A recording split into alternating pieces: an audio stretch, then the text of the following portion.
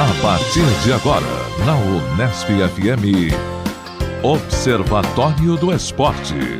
O programa que dá bola a todas as modalidades esportivas.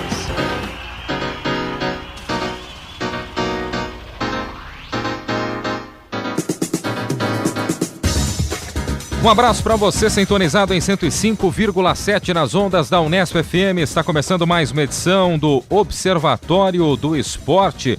Hoje é sábado, dia 15 de outubro. O ano é 2016, hoje é dia do professor, hein? 15 de outubro, dia do professor. Já tirei seu abraço, já na abertura, abraço para cara. todos os professores. Então, fica dado aqui pro Zeca, para mim. Sinta-se abraçado, Tuca, inclusive, viu? Para todos os professores e todas as professoras. Sim, sem dúvida nenhuma. Eu sou o Guilherme Dias, está começando o Observatório do Esporte. Você já notou aí com o Carlos Napolitano, com o Zeca Marques e toda a equipe trazendo aí as informações. Toda a equipe não, o Tuca Américo não está. O Tuca é o único desfalque de hoje. Um abraço pro Tuca também, né? Eu Professor também, querido. Eu não ficarei na segunda metade do programa. Tudo bem, então. Tenho um compromisso já agendado. Não, mas o Carlão vai representar então a classe nesse dia do professor. No Observatório, informação e análise dos acontecimentos esportivos da semana. Aliás, na reportagem de hoje, vamos falar sobre os patrocínios no mundo do esporte.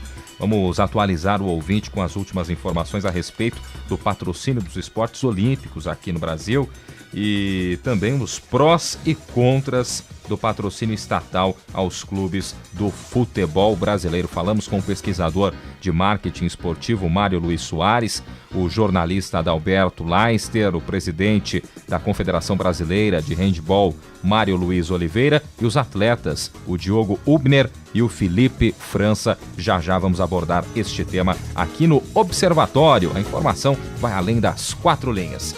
E começamos com nosso querido Zeca Marques. Seus destaques, Zeca, um abraço para você novamente. O primeiro destaque que eu vou fazer aqui tem a ver com o Palmeiras, né? Palmeiras que é líder do Campeonato Brasileiro até hoje e teve um pequeno tropeço em casa, mas eu vou fazer o seguinte, ô Guilherme Dias, eu vou passar a bola pro meu querido amigo Carlos Napolitano, porque ele esteve em Araraquara acompanhando o jogo Palmeiras e Cruzeiro. Eu disse a ele na véspera que o jogo seria um empate em 2-2, acertei o resultado e errei o placar. Mas eu queria que o Carlão contasse a experiência. Especialista em Palmeiras ter também. Saído de Bauru para Araraquara para ver na Fonte Luminosa o seu Verdão. O Observatório do Esporte estava presente lá em Araraquara. Interregional. Pra você ver. Não, a experiência não foi das melhores, não. Esse seria o meu comentário. A desorganização do evento foi uma coisa de assustar, não é? Em todos os sentidos. Eu fiz a compra dos ingressos para mim e para os meus filhos e também para um colega, o filho dele que foi junto com a gente. Fizemos isso no domingo, né? Chegando lá na frente do estádio, da Fonte Luminosa, chegamos por volta das 18 horas, o jogo estava previsto para começar como começou às 19h30.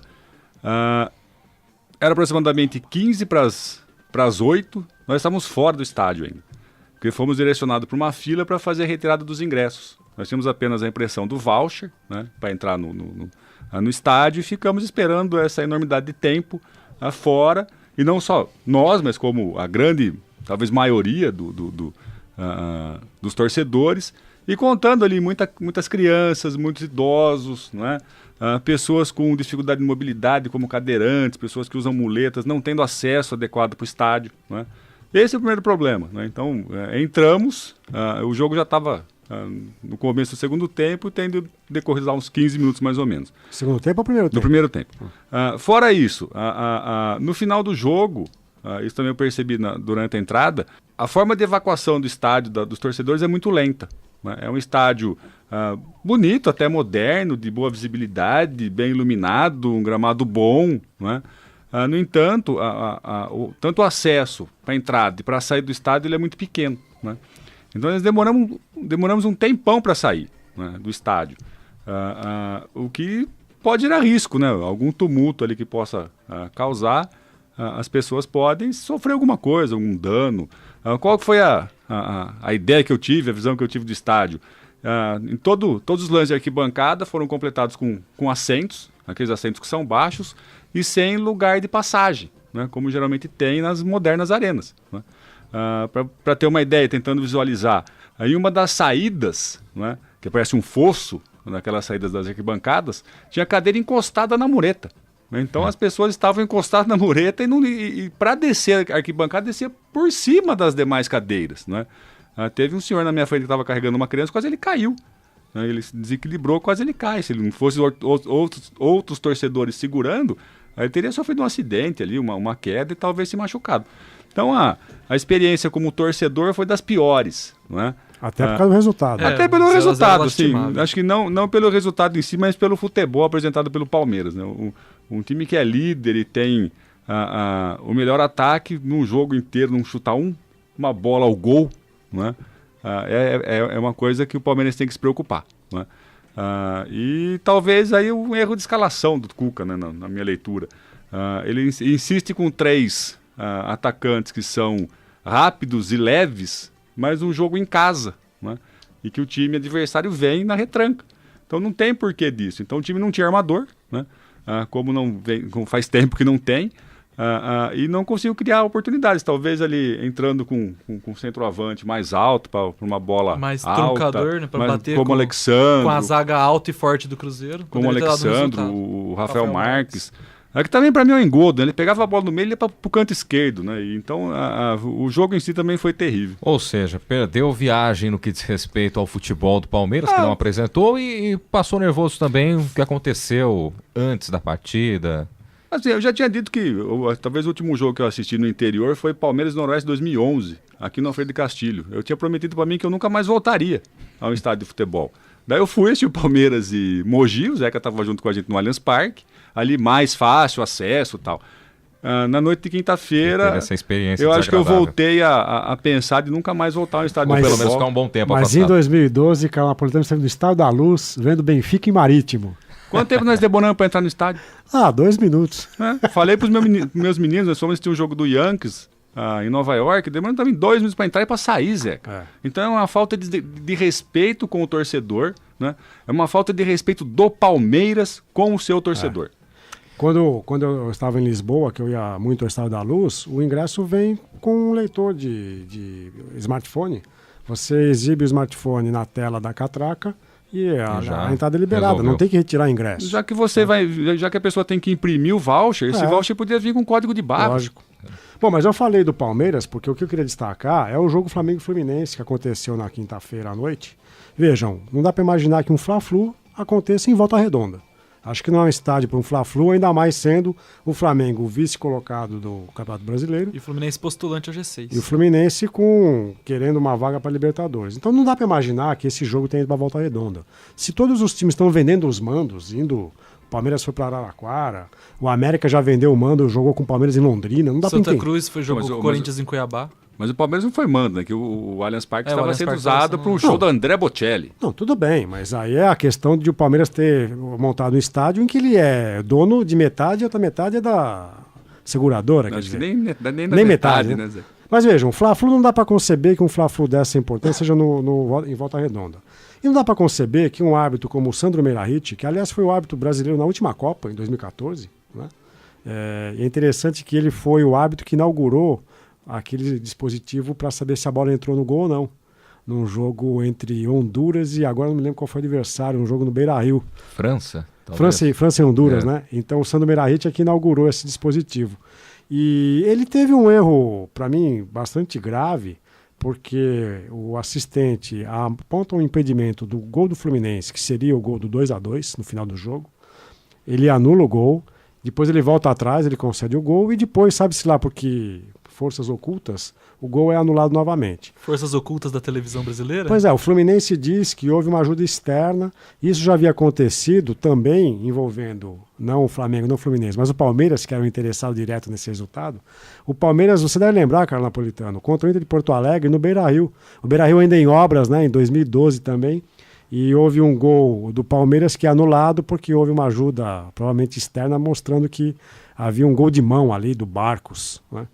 Deve ter uma diferença aí na questão, né? O Barcos deliberadamente faz o gol de mão. Sim, não é? sim. E daí o Palmeiras pede anulação do jogo para ele ser beneficiado por um erro de arbitragem. Não é? O Fluminense vai entrar com Não é? recurso e Agora, vai pedir o cancelamento do O jogo. Fluminense ele foi prejudicado por um erro de arbitragem que é natural, que é normal. Não, mas eu não acho que houve erro. Então ele foi Estava prejudicado impedido. por um acerto de arbitragem. Ele estava impedido. Então Não. o árbitro acertou, errou e depois O acertou de problema novo. foi a postura do árbitro. Ele né? errou, com ele certeza. errou de não ter escutado seu auxiliar. Sim. Não é? Se ele tivesse escutado no mesmo momento, ele teria. O problema- Ele criou uma expectativa. O problema é a postura do árbitro e É. principalmente a gravidade dessa postura se ele foi realmente conferir na televisão. Mas Aí o que fica ainda pior. eu só queria finalizar dizendo o seguinte: eu sou contrário a esses recursos tecnológicos para ajudar o árbitro em decisões de campo no futebol. Porque senão a gente vai ter interrupções de 5 em 5 minutos e tem que definir quantas possibilidades de desafio uma equipe tem, talvez Onde para, onde não talvez para. 2 por tempo. Mas veja, o futebol tem uma sintaxe que é de uma continuidade, né? Um jogo aeróbico, é um jogo de muito desgaste físico. Não é à toa que quem joga futebol só pode jogar outra partida depois de 3 dias. E são 45 minutos corridos, eles não param como o- futsal, é o basquete, contrário, por é o exemplo. contrário do que acontece no futebol americano, no tênis, que é um jogo mais anaeróbico do que aeróbico, né? Então eu sou contrário. Agora, se tiver que usar, que se use de maneira oficial e não de maneira oficiosa, como parece que aconteceu nesse caso do Flamengo e Fluminense. Num estádio de Volta Redonda, aqui eu vendo o jogo pela televisão, mal consegui enxergar o jogo, de tão escuro que é a iluminação do estádio. E eu não sei se as câmeras da TV não conseguiram compensar a luminosidade, porque normalmente fazem isso. Mas, enfim, um repúdio a um Flamengo e Fluminense acontecer em Volta Redonda, com um árbitro que depois da Copa do Mundo, ele só se envolve em polêmicas, né? Ele não tem mantido uma boas arbitragens depois que ele foi o árbitro da Copa. Ô Zé, Diga, ele, Carlos. ele quis ter uma noite de Galvão Bueno, né? Foi, não foi, gol! Né? Então ele acabou fazendo isso aí. Mas assim, fora isso, tem o gol do Damião também. Né? Que é a primeira impressão que dá é que bateu na mão dele. Mas parece Não que é? não bate na mão. Mas a impressão que dá também um gol contra, né? pela filmagem ali escura é que teria batido na mão dele. Mas Então- olha, vocês querem saber de um árbitro que acertou? É o Mainardi de Bergamo, um árbitro italiano. E aqui eu agradeço ao Leonardo Guerino que me deu a dica para comentar isso daqui. O Mainardi de Bergamo apitava um jogo da segunda divisão italiana entre Vicenza e Virtus Entella. E ele deu um cartão verde, o primeiro cartão verde da história da arbitragem do futebol, para o Christian Galano, jogador do Vicenza. E esse cartão verde é por um ato de fair play do jogador. Então o jogador já perdia o jogo, foi 4-1 pro Virtus. E ele, do Vicenza, a bola bate nele e sai para a linha de fundo. E o árbitro dá uma bola a favor dele. Ele diz, não, a bola bateu em mim por último, a bola não é minha, a bola é do adversário. Então ele reconheceu que o árbitro havia se enganado e o árbitro, reconhecendo o fair play do atleta, lhe deu um cartão verde. Eu conversava também com o nosso Leonardo Del Sante antes de gravar e ele dizia que isso é uma bobagem, esse cartão verde. Eu acho o seguinte, se não houver um benefício técnico com essa decisão, de fato é uma bobagem, porque fica só pelo simbolismo de um atleta ganhar um cartão verde. O que vai ser interessante? Se esse cartão verde tiver uma compensação. Por exemplo, um atleta ganha um cartão verde e elimina Anula o amarelo. um amarelo que ele já tenha tido ou que ele possa vir a ter no futuro. Né? Por enquanto não existe, até para ficar claro para o nosso Não, ouvinte, isso não aqui tem não existe na oficialmente. regra, isso aqui é uma experiência da Federação Italiana na segunda divisão. Na Série E B. até por não ter benefício ou prejuízo, não tem a necessidade de se criar alguma coisa do tipo. Né? Mas eu acho que a ideia seria interessante. Eu gostaria de ver vários cartões verdes sendo apresentados aos atletas em campo, mas antes que houvesse um benefício específico, técnico, caso contrário fica num simbolismo. E aqui no Brasil eu imagino que quem ganhar cartão verde vai ficar estigmatizado de ser um bobo, ingênuo, de não querer se beneficiar por Onde um o erro da pessoal arbitragem. valoriza a malandragem, né? Até mudar esse conceito. Você está em 105,7, este é o Observatório do Esporte. Pois não, Leonardo Del Não, Sante? uma coisa que eu acho sobre o cartão verde é que se a gente for criar um cartão verde, eu sinto a necessidade maior de criar um cartão intermediário entre o amarelo e o vermelho do que o cartão verde em si. Às vezes o juiz, por não ter coragem de dar o vermelho numa falta muito grave, ele dá o amarelo, e esse mesmo amarelo é dado pra puxãozinho no cara quando o cara tá avançando no contra-ataque, ou quando o cara faz um gol e tira a camisa. Então eu acho que o amarelo ele já tá entrando num momento do futebol que ele tá tendo 2 pesos. Então, pra esse tipo de coisa, acho que já valeria uma punição um pouco maior no cartão Federação amarelo. Paulista tinha uma experiência nos anos 90, no Campeonato de Aspirantes, eu cheguei a apitar jogos assim, em que havia o cartão azul. O cartão azul é isso que você está pedindo. O cartão azul fazia com que o atleta saísse de campo, fosse excluído, mas era permitida a substituição dele por outro que estava no banco de reservas. Acontece em alguns outros esportes, né? É uma exclusão que o faz com que futsal haja uma acontece substituição. Isso, só que é. não uma substituição às vezes, né? No futsal, quando acontece esse do tempo, o cara sai da quadra, fica um período, como no handball também acontece, e depois ele retorna. Eu acho que isso pro futebol, assim, não tô querendo ser o International Board daqui, mas acho que isso pro futebol é uma solução melhor de ser aplicada do que um cartão verde em si. E falando sobre o Fla-Flu, uma curiosidade, 2 torcedores, um do Fluminense e um do Flamengo, brigaram no intervalo numa disputa de pênaltis para promover Uma ação de marketing, programa de sócio-torcedor. E o torcedor do Flamengo, ele faz o gol, vai pro rumo da torcida do Fluminense, pede pra ela calar a boca, levanta a torcida do Fluminense, o outro cara vai, empurra ele, dá uma pequena briga, a polícia tem que entrar. Contei, então o Fla-Flu em Volta Redonda realmente foi caótico. Sem dúvida nenhuma. Carlo Napolitano, já falamos aí do Palmeiras. Qual o seu tópico então, Carlão? Não, meu assunto era o Palmeiras mesmo. Vamos continuar no Palmeiras Retomar aqui para eu deixar aqui os parabéns públicos pelo programa da semana passada que vocês fizeram. Poxa, né? Eu bacana. Postei na nossa página no Facebook. Muito obrigado, Carlão. Que é uma página, como se diz? Não é secreta? Grupo fechado. Grupo fechado, né? né? Um grupo fechado. Então, deixar aqui os parabéns. O programa é muito bom. Até alguns conhecidos comentaram depois. Manda um abraço para eles, Carlão.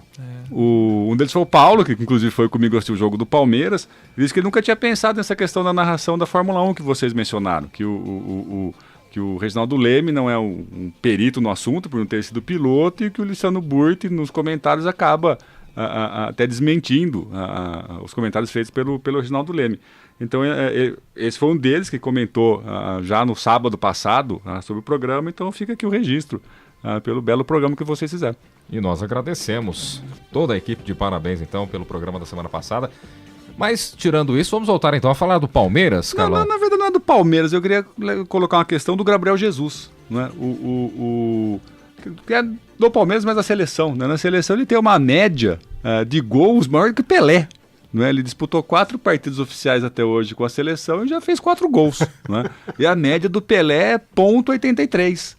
E a média do Neymar, que é uma média alta, também é .70. O Neymar tem tudo para ser o segundo artilheiro da história da seleção brasileira. Mas não vai superar o Gabriel Jesus em hipótese alguma. Com o Gabriel Jesus em campo, não há placar em branco. Não é? E no Palmeiras ele não faz gol há muito tempo. Mas no Palmeiras não tem o Neymar do lado. Não só por isso, né? Mas eu acho que ele teve uma ascensão muito grande no primeiro turno. Ele chegou a fazer 10 gols.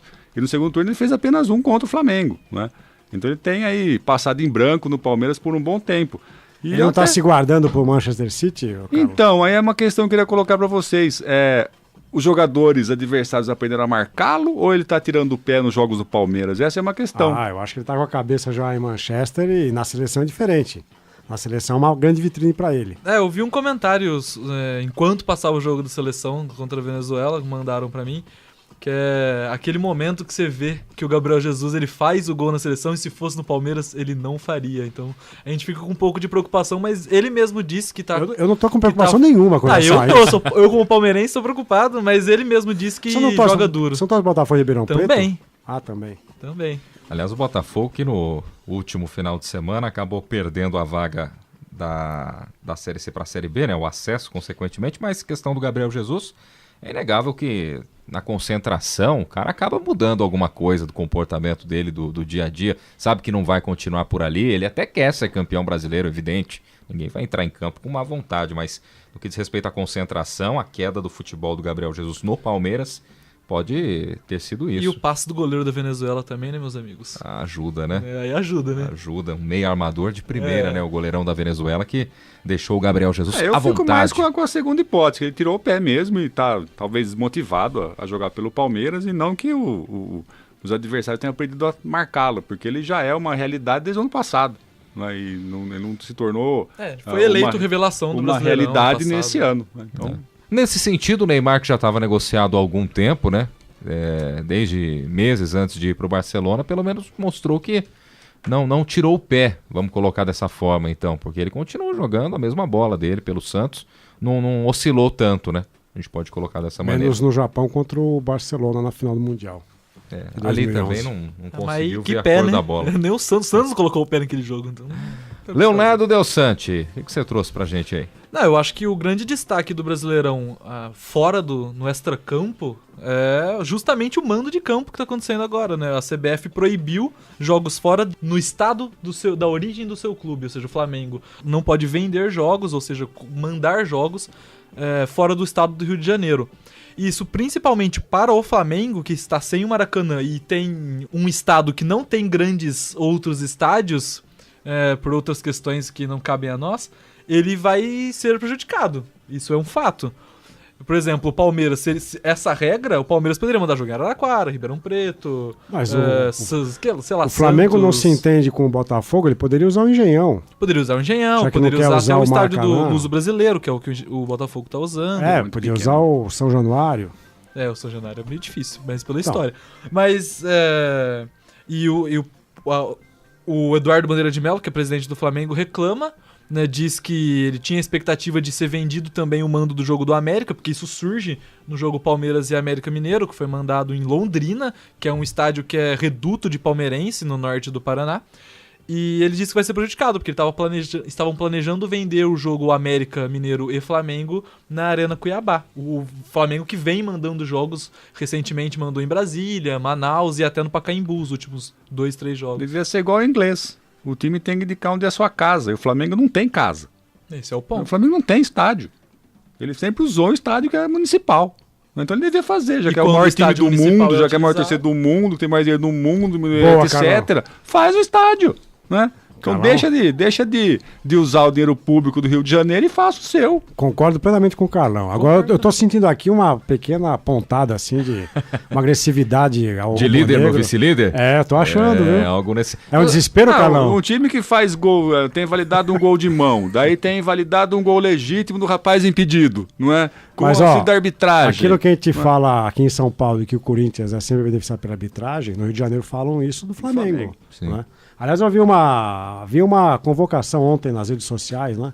Uma clínica de jogadores para o Corinthians. Haveria uma clínica, então você podia matricular o seu filho, né, de 12, 13 anos, mas era uma clínica de formação de árbitros. É. Então, Maldade. Que maldade. então é capaz que o Flamengo também tenha clínicas espalhadas pelo Brasil de formação de árbitros. Ó, ainda a respeito desse tema, questão do time de São Paulo não poder mandar partidas fora do estado, Rio de Janeiro e por aí vai, eu acho legal até, mas a partir do ano que vem, agora no meio do campeonato, Nas você últimas mudar 5 isso. rodadas. E sabendo Mas que sabe o que me Palmeiras... preocupa? Eu Pois não não. tenho a menor pena de o América e o Santa Cruz caírem para a segunda divisão. Porque se os times estão dependendo de pontos e vendem os manos de jogos, não jogam nas suas casas, e vendem por dinheiro contra equipes maiores, mais fortes, e perdem esses jogos, então paciência, eles estão abdicando de ficar na primeira divisão. Não, concordo. É que o problema não é nem a primeira divisão. Eles já estão meio que O problema é que eles já conformados mexeram com o campeonato. realmente. O problema é quem tá em cima, né? O problema é Flamengo, Palmeiras Então, e Atlético Mineiro, que foi O quem América reclamou. Mineiro devia mandar todos os jogos em Londrina, o Santa Cruz todos em Cuiabá. Sim, decide logo um lugar, só que agora já mexeu com a estrutura do campeonato. Palmeiras jogou em Londrina e agora o Flamengo vai ter que jogar em Belo Horizonte mesmo contra o América Mineiro. Bom, você está em 105,7, este é o Observatório do Esporte aqui na Unesp FM. E agora o Leonardo Del Sante continua por aqui, porque ele vai locutar a matéria desta semana.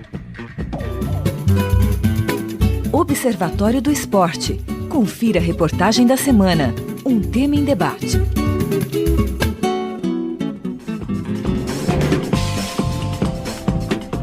O jornalista Adalberto Leister Filho escreveu uma matéria sobre patrocínio estatal no futebol.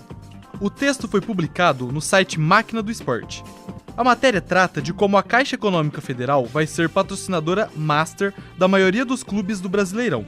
Entrevistamos Adalberto e ele nos contou sua opinião a respeito dessa situação. O fato de hoje a gente estar com um patrocínio estatal basicamente atrelado a quase a totalidade das equipes que disputam o Brasileirão e assim, quase todas elas contando com o patrocínio master da Caixa Federal, eu acho que é uma situação perigosa, porque a estratégia de marketing comercial da próprio banco, digamos para o ano que vem ou para daqui a alguns meses, você vai ter aí boa parte dos clubes na mão. Seria interessante esses clubes que hoje estão atrelados a patrocínios estatais, eles começassem a pensar, a buscar novas possibilidades, novas opções para tentar voltar a atrair as empresas privadas para o patrocínio esportivo do futebol. Hoje a gente tem poucas empresas privadas como patrocinadoras master, né? São Paulo, Palmeiras, que são algumas das exceções, mas a gente não tem nenhuma grande multinacional presente no futebol brasileiro. No passado recente a gente já teve, né? Fiat, Pirelli, Samsung, LG, Jeep, enfim, tivemos muitas grandes empresas. A crise econômica global por si só não explica essa saída dessas grandes empresas. Eu acho que o futebol brasileiro precisa voltar a se mostrar uma boa opção de investimento para essas empresas. Adalberto explica o motivo dos clubes serem reféns de um único patrocinador. Sempre que você tem uma marca só, praticamente monopolizando os patrocínios master de camisas de futebol, eu creio que há dois movimentos. Por um lado, os clubes ficam mais reféns das estratégias comerciais dessa empresa, né? Já aconteceu nos anos 80, por exemplo, com a Coca-Cola na antiga Copa União, né, em 1987, que ela patrocinou quase todos os times, né, da primeira divisão, e agora com a Caixa, né.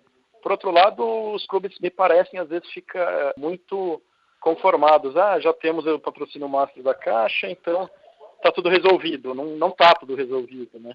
Esse patrocinador pode ir embora e vai deixar um rombo enorme no futebol brasileiro, né. O ideal seria que a gente tivesse uma diversidade maior de empresas patrocinando as camisas dos clubes. Eu acho esse cenário atual um cenário bastante perigoso para o próximo ano, que vão renovar tudo, a gente está com um novo governo federal, com novas diretrizes, enfim, não necessariamente esse governo vai manter tantos patrocínios, não necessariamente a nova direção da Caixa vai manter tantos patrocínios de camisas de clubes, por exemplo, para 2017. Apesar da perda de patrocinadores, Adalberto acredita que os clubes encontraram soluções para ganhar dinheiro. Os clubes têm conseguido diversificar mais seus produtos para conseguir arrecadação. Essa coisa de, tem o patrocínio, tem a arrecadação do estádio, etc., que não fechavam mais as contas dos clubes, né, os gastos que são cada vez mais altos. Eu acho que os clubes de uns anos para cá, talvez até por influência de ações externas aos clubes, como é o caso da Ambev em relação ao programa de sócio-torcedor, os clubes conseguiram diversificar mais, né? Então tem times hoje vendendo patrocínios para os seus canais digitais, né? Para as suas redes sociais, que tem engajamento muito forte de torcedores, né? Tem os clubes fazendo ações com sócio-torcedor, diversificando mais produtos licenciados, organizando redes de lojas oficiais, enfim. Os clubes têm conseguido diversificar mais, alguns clubes com maior ou menor grau de competência nisso, mas as equipes brasileiras têm feito um movimento maior para conseguir arrecadar em diversas frentes, não mais nos tradicionais bilheteria e patrocínio máximo de camisa.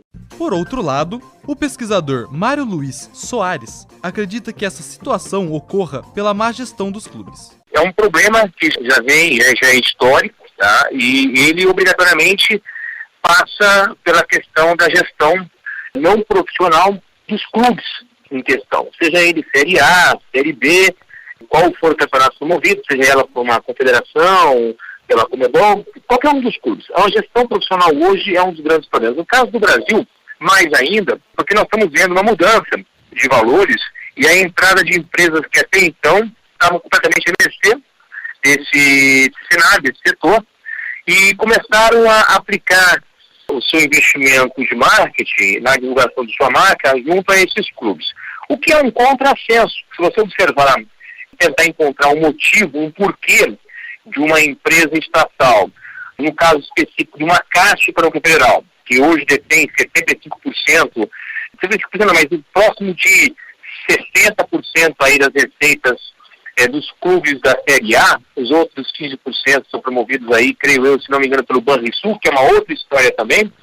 Se você observar, a Caixa Econômica Federal, ela surgiu, acho que há 4 anos atrás, em função, creio eu, de um argumento mais político do que mercadológico, e veio das cartas em um cenário em que as empresas que divulgavam para promover suas marcas. Mário Luiz afirma que o cenário atual não vai persistir. Eu creio que ainda no ano que vem, tá, nesse próximo ano, talvez ainda 18, nós tenhamos ainda uma certa incursão dessas empresas estatais. Eu acredito que isso vai diminuir com o tempo, até pela cobrança do cidadão com relação ao dinheiro, onde ele está sendo investido, né? Não há necessidade, não há nada que justifique o aporte de uma empresa como a Caixa, seja em que clube for, para a exposição de sua marca. Ela está à frente disso. Esse cenário, eu acredito que ele tem prazo de validade. Em pouco tempo, em função da mudança do comportamento desses dirigentes, prova disso é a questão das arenas, da gestão dessas arenas, que elas vão ser responsáveis, creio eu, se bem conduzidas, por uma parcela significativa do dinheiro que vai entrar nesses clubes. Um mês após o fim das Olimpíadas, 3 modalidades olímpicas tiveram redução no investimento. Os Correios diminuíram o repasse de verba para o tênis, handebol e esportes aquáticos. Entrevistamos o presidente da Confederação Brasileira de Handebol, Manuel Luiz Oliveira. Manuel fala da situação que ocorreu após o fim dos Jogos Olímpicos de 2016. Após os Jogos, nós fomos convidados para uma reunião com o presidente dos Correios, envolvendo a Confederação Brasileira de Desportos Aquáticos, a Confederação Brasileira de Tênis e nós, que somos das equipes apoiadas pelos Correios, a mais nova, né? O nosso contrato é o mais recente deles. E ali a situação foi muito mais clara, onde o presidente externou para nós todas as dificuldades que eles estavam tendo, mas que os Correios entendiam que esse apoio ele era importante, porém não poderia estar nos valores em que estavam. Manuel ressalta que o patrocínio das empresas estatais é fundamental e que isso gera resultados positivos aos esportes. Abrir mão das estatais seria um absurdo. Em absoluto, nós temos sido parceiros, são históricos, nós temos modalidades que têm resultados extremamente positivos e a base desses patrocínios são de estatais. Então, nós gostaríamos e queremos, e os nossos números avalizam a nossa permanência, porque o retorno que nós temos dado para aqueles que nos apoiam, ele é enorme. Então, nós temos méritos baseados em critérios absolutamente imparciais, de que o que nós estamos dando de retorno para quem nos apoia é extremamente positivo. O presidente também diz que os resultados obtidos pelo handebol nos Jogos Olímpicos não foram levados em consideração e a busca por novos patrocínios será fundamental. Os resultados, nem para o handebol, nem para o tênis, nem para os esportes aquáticos, nos Jogos Olímpicos do Rio 2016, foram levados em consideração. Nós vamos ter que buscar outras parcerias para não só substituir, mas superar. Se você imaginar que em 2017 nós formos receber o mesmo valor que temos hoje em 2016, ele já vai defasado pela inflação, pelos custos, por uma série de coisas. E se você tem uma redução em cima disso, pior ainda. Porém, o legado, de uma maneira geral, o que vem do Ministério dos Esportes, o que vem do Comitê Rio 2016, ele será, não tem a menor dúvida, muito positivo para o nosso futuro.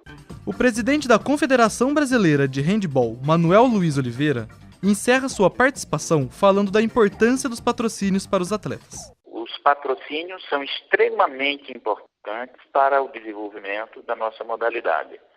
Obviamente, a gente entende que esses apoios, eles são extremamente necessários para que você possa promover as ações envolvendo todo o espectro que a modalidade está envolvida, desde os treinamentos das seleções, apoio econômico para os atletas, apoio econômico para as comissões técnicas, o financiamento dos treinamentos, das viagens, a participação dos campeonatos. E também um programa de desenvolvimento profissional que a Confederação vem fazendo ao longo dos anos. O atleta de handebol, Diogo Hübner, diz que para o handebol ter maior visibilidade, necessita uma organização geral entre empresas privadas e clubes. Eu acho que a gente não chega nem no ponto do interesse, porque muitas das empresas elas também nem sabem o que é para ser investido, onde é para ser investido. Eu acho que falta uma organização geral, né, de calendário, de 1 milhão de coisas, né, que precisam ser revistas e melhoradas, para que o empresário, a iniciativa privada principalmente, possa olhar e falar, poxa, ali tem um produto interessante para eu expor minha marca, um produto que vai vender, entendeu? Então acho que o primeiro passo é colocar a gente na televisão, colocar o handebol na televisão mais vezes, como é o futsal, como é o voleibol, como é o basquetebol, e aí a gente começar a ter visibilidade para que esses parceiros possam vir e ajudar o desenvolvimento do esporte dentro do país. Diogo também ressalta que os clubes de handebol não têm capacidade de atrair investidores, o que prejudica o crescimento da modalidade. Vamos falar hoje pelos clubes, né? Então eu acho que é um cenário que se parece muito. Então, nos clubes hoje do Brasil, a gente não tem nenhuma grande empresa patrocinando nenhuma equipe, né? Nenhuma equipe de ponta. Hoje a principal equipe do país, né, com maior investimento, que é a equipe de Taubaté, ela vive com alguns parceiros locais e com um grande investimento da sua prefeitura. Então, o handebol, de uma maneira geral, ele carece desse investimento, né? Então, quando você tem uma grande empresa como são os Correios saindo da seleção, a gente também não vislumbra um futuro muito, muito interessante para os clubes. Então, por mais que a confederação sofra, né, com essa saída dos Correios, ela consegue se sustentar com a ajuda do Ministério e com a ajuda do Banco do Brasil ainda.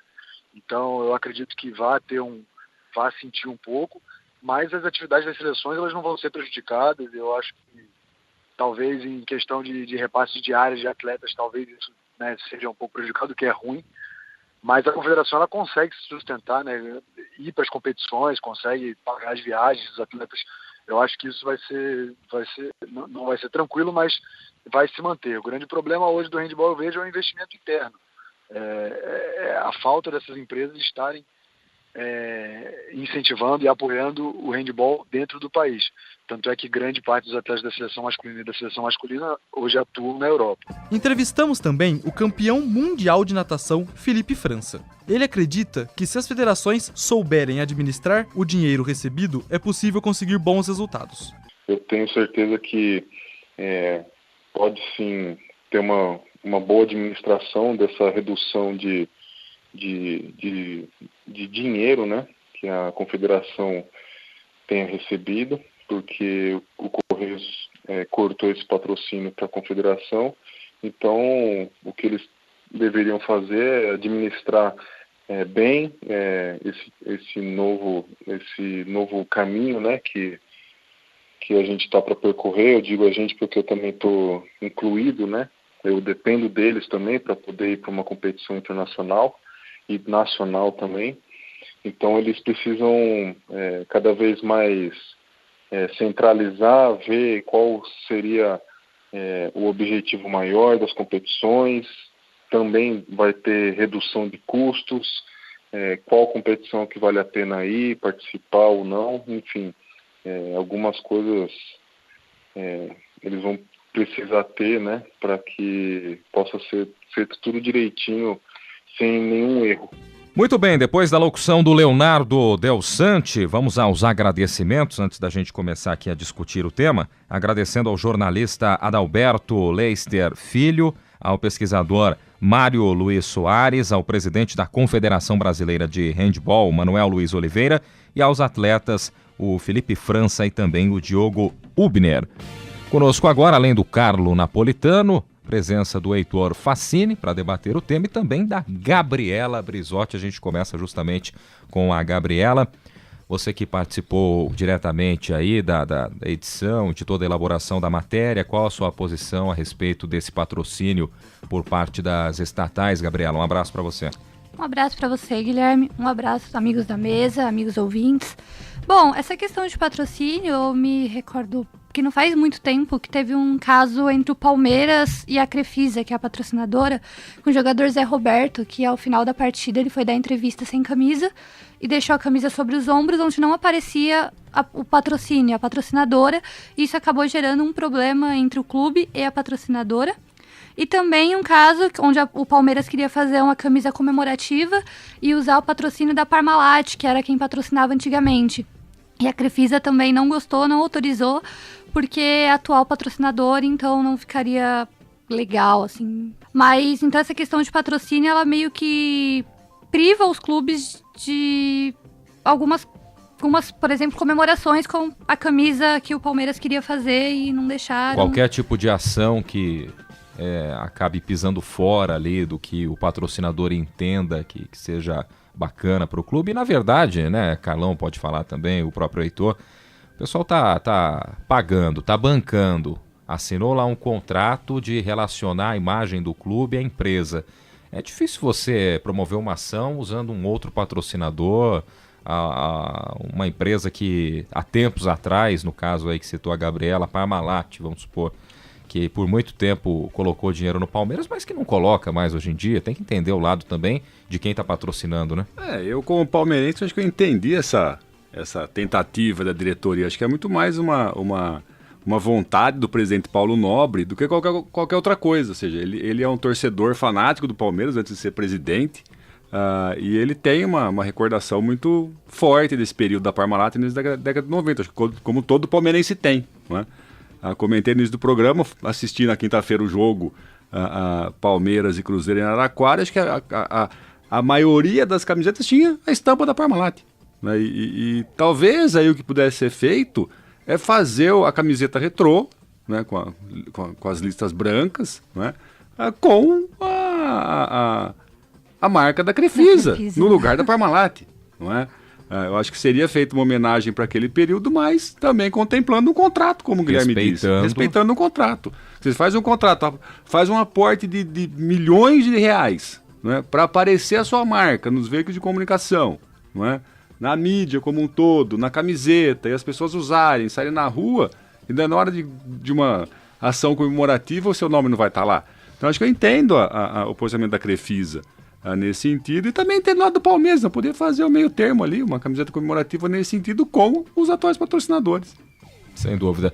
Outro tema que a Gabriela trouxe para a mesa, a respeito do Zé Roberto, que ela deu o exemplo, e depois desse episódio que o Zé Roberto foi punido, que a Crefisa chamou a atenção da direção do próprio Palmeiras, o que a gente tem notado nos últimos meses é um cuidado muito maior por parte dos atletas, que mesmo depois daquela tradicional troca de camiseta, de camisas, eles logo para a entrevista acabam improvisando alguma coisa, né, que seja mesmo um colete estampado ali o patrocinador, né, Heitor? Um abraço, Guilherme, um abraço, amigos da mesa, um abraço a todos os ouvintes. Então, é que aí a gente cai num problema, né, porque tem o lado do patrocinador que ele tá pagando caro para conseguir expor a marca atrelado com o clube, porque a gente sabe que patrocínio em futebol não é barato. Muito longe disso, o Palmeiras recebe em torno de uns 30 milhões de reais por ano para receber esse patrocínio. Mas tem outra parte da cultura do futebol, porque isso de tirar a camiseta depois do jogo, trocar com o adversário, usar a camiseta do adversário é uma parte da cultura do futebol. E isso é uma coisa que talvez acaba sendo até queimada com isso do patrocinador ficar forçando. Não, na entrevista de campo tem que estar lá o jogador vestindo o uniforme do clube, essas coisas. Isso normalmente, tempos atrás também tinha o patrocínio na camisa, mas eles contornavam isso, que o jogador estava vestido com o logo do patrocinador depois da coletiva de imprensa, onde já estava tudo mais formal, tudo pronto. Aí eu acho que é um negócio mais interessante. Mas é um embate até para se pensar. Não consigo ter uma posição muito clara. Não, o patrocinador tá errado de colocar para ele vestir a camiseta. Não, o jogador tá errado em reclamar disso. Eu acho que cada lado tem o seu ponto a favor. Até o que o pessoal tem feito aí nos últimos tempos é que existe essa cultura, continua, né, da troca de camisa após o jogo. E fora isso, né, Carlão, que a gente tem observado, a própria assessoria de imprensa, o pessoal corre e se desdobra lá depois da partida. O jogador, o atleta, ele trocou a camisa, mas tem lá o assessor sempre com 2 ou 3 camisas extras, podemos colocar assim, e tentando apagar o incêndio ali no determinado momento da entrevista, né? Então, mas concordo, acho que é isso mesmo, e já presenciei isso. Então, acho que isso faz parte, daí contrata alguém para fazer esse serviço aí de assessoria para que apareça. Muitas vezes não aparece nem com a camisa do jogo, aparece com a camisa com outra camisa, uma camisa talvez mais promocional mesmo, camisa que chama-se camisa de treino, né? Até coletes eles já colocaram. Acho que vale a pena. Mas o que me chama a atenção na matéria é pensar aí talvez das principais patrocinadoras estatais, né? Caixa, Correio e Petrobras. Duas delas não são empresas que dependem essencialmente da exposição das suas marcas para vender seus produtos, né? A Caixa não é um banco de varejo. As pessoas não vão na Caixa para abrir uma conta, fazer um financiamento. Ele tem um perfil específico. Nós já trabalhamos essa questão aqui num programa anterior, acho que há 3 anos mais ou menos, quando a Caixa foi patrocinar o Corinthians, o Flamengo e tal. E o Correio também não, né? O Correio é quase um monopólio em determinados setores, para envio de correspondência, e essas coisas. Talvez a única empresa estatal que dependa de alguma forma a exposição da sua marca para angariar clientes é a Petrobras, né? Que ela trabalha com pós de gasolina, com a venda de produtos, lubrificantes, etc. Então tem competição no mercado, não é? E talvez as demais empresas, as empresas estatais, elas não tenham essa necessidade, não é? A Caixa, ela já tem a sua marca consolidada, o Correio já tem a sua marca consolidada, então talvez seja um pouco esquisito pensar em patrocínio master, não é? Para a equipe de futebol nesse sentido, não é? Diferentemente do que foi colocado da Parmalat, que é um exemplo, que era uma marca desconhecida aqui no Brasil, não é? E quando ela patrocinou o Palmeiras, ela se transformou talvez na líder de vendas no setor de laticínio, pelo menos, e a Coca-Cola também, né? Que foi muito bem lembrado aí pelo Adalberto, né? Na década de 80, que patrocinou a Copa União, e todos os times tinha estampado no uniforme, levavam, né, o logo da Coca-Cola. Talvez ali ela consolidou no Brasil o seu monopólio, ou pelo menos oligopólio, nas vendas de refrigerantes, né? Então acho que pensar especificamente na Caixa, não é? E no Correios como patrocinadores, em especial do futebol, acho um pouco complicado, né? Mas também uma questão que me chamou a atenção na reportagem foi uma pergunta que o próprio Adalberto deixou em aberto, aqui, interessante. Daí que ele falou, olha, a gente precisa entender o afastamento das empresas privadas do patrocínio master, né? Dos times de futebol. Ele falou assim, uma frase que me chamou a atenção: não foi só a crise internacional que levou a isso. Ou seja, não é apenas um movimento de retração e investimento, alguma coisa ele deixou em aberto, não é? Então, o que pode ter sido, não é? Rapidamente aqui me surgiu uma hipótese, não é? O futebol brasileiro é sempre cheio de desmandos, de acertos, de coisas de bastidor, e talvez uma empresa multinacional, não é? Que queira zelar pela sua marca, ela não queira envolver o seu nome com um campeonato que supostamente pode ter alguma coisa errada, ilicitude, principalmente por treta, erro de arbitragem. Por tudo que aconteceu no futebol brasileiro nos últimos anos. Exatamente. Antes do 7-1, depois do 7-1 até se intensificou, né? Então é complicado a gente pensar. Tem muita gente que não quer ter a sua empresa envolvida no meio do futebol, assim como várias empresas também gostariam de ter e não tem essa condição. Mas muitas das empresas acabaram por deixar esse mercado de uns tempos para cá. Se isso vai ser resgatado, se essa competitividade vai aumentar nos próximos anos, a gente vai ter que aguardar um pouquinho para saber. Pois não, Heitor? Só para contextualizar também, quanto ao investimento no esporte no Brasil através de empresas estatais, através de órgãos públicos, teve uma conferência em 2013 chamada SPLIS, que é uma conferência que trata desses fatores de políticas esportivas que levam ao sucesso internacional. Eles utilizam 9 pilares para medir esse sucesso internacional através do esporte pelas políticas esportivas. Dos 9, o Brasil só fica acima da média de pontuação em apenas um. E nesse caso é o investimento no esporte de alto rendimento. Quanto a instalações, quanto a pesquisa no esporte, quanto a investimento em base, esporte e educação, o Brasil fica abaixo. E isso dá para mostrar muito bem pelo investimento que as empresas estatais faz no esporte. Pegando rapidamente, a Caixa vai investir, as empresas estatais, incluindo a Caixa e o Banrisul, vão investir em 75% dos patrocínios do campeonato da Série A partir do ano que vem. Isso dá em torno de 170 milhões de reais, mais ou menos, de investimento. E se você parar para pensar, o investimento deles no esporte olímpico, que a Caixa principalmente investiu em 4 modalidades, que foi o ciclismo, foi a ginástica, foram as lutas associadas e o atletismo. Esse investimento no período pré-olímpico, que foi um investimento pesado por ser o período pré-olímpico, participar do Plano Brasil de medalhas para conseguir o pódio, esse investimento foi de em torno de 39 milhões ao ano, que é muito menos do que estão investindo no futebol, que é mais ou menos o entorno que estão investindo no NBB. E não dá para saber quanto disso vai para alto rendimento, quanto disso vai para esporte e educação. E se pensar nas modalidades de esporte, esporte e educação, esporte base, esporte de alto rendimento, o esporte e educação é aquilo que você vai conseguir ter um retorno muito maior para a sociedade. Justificaria muito mais você investir em outras modalidades, começando pela base, do que você estampar, por exemplo, o nome da empresa, da estatal... Num clube como o Corinthians. Corinthians, num Palmeiras, num São Paulo, num Santos da vida, né? Então, esses valores, agora que você apontou, realmente é uma diferença absurda, né? São muito discrepantes. E se você investe no esporte de alto rendimento, como que o Carlos Napolitano falou, você investe basicamente para você também fomentar aquela prática esportiva, mas muito pela visibilidade que aquilo vai trazer para sua marca. E você pensando que é uma empresa estatal, que o dinheiro que está sendo investido é um dinheiro público, o ideal seria que esse investimento fosse muito mais focado no esporte educação e no esporte base. Que isso, além de trazer retorno de novos talentos esportivos, traz também o retorno também para a formação do cidadão.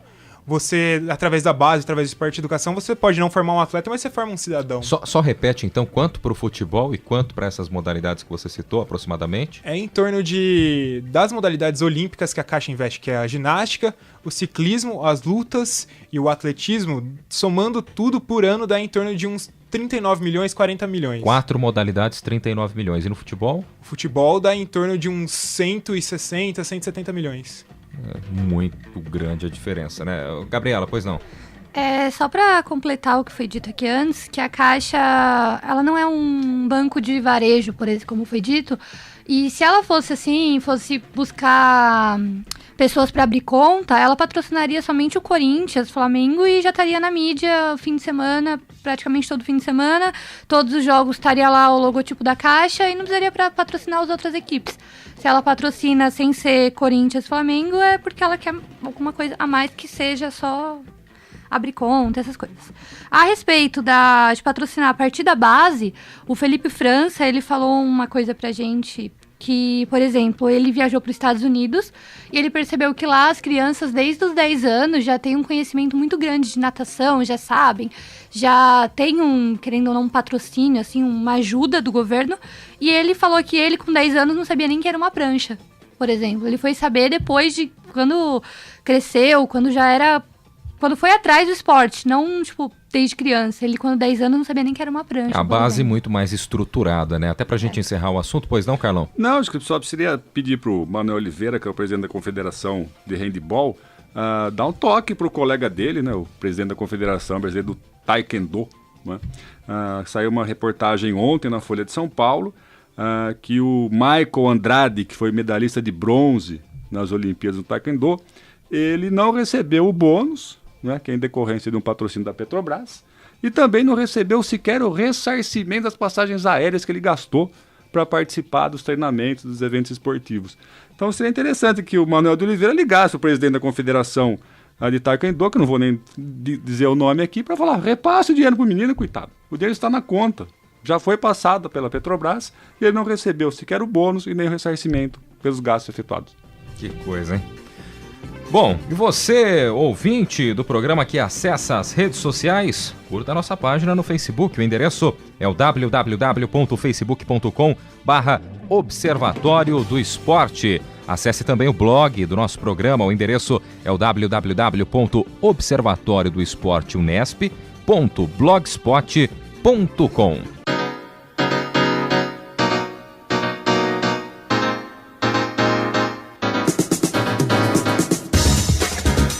E o Observatório do Esporte deste sábado vai ficando por aqui. Teve locução de Guilherme Dias e também do Leonardo Del Sante, com comentários do Zeca Marques e do Carlo Napolitano. Equipe de reportagem: Heitor Facini, Leonardo Guerino, Isaac Toledo, Gabriela Brizotti, Adriele Silva, Leonardo Del Sante, Tomás Garcia, André Magalhães e Gustavo Lustosa.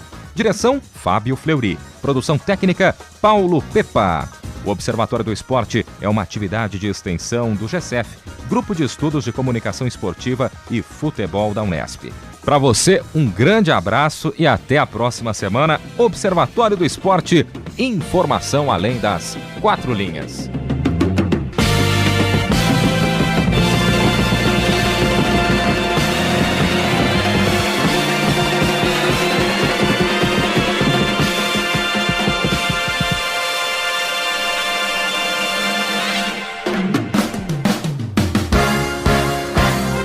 A Unesp FM apresentou Observatório do Esporte, o programa que dá bola a todas as modalidades esportivas.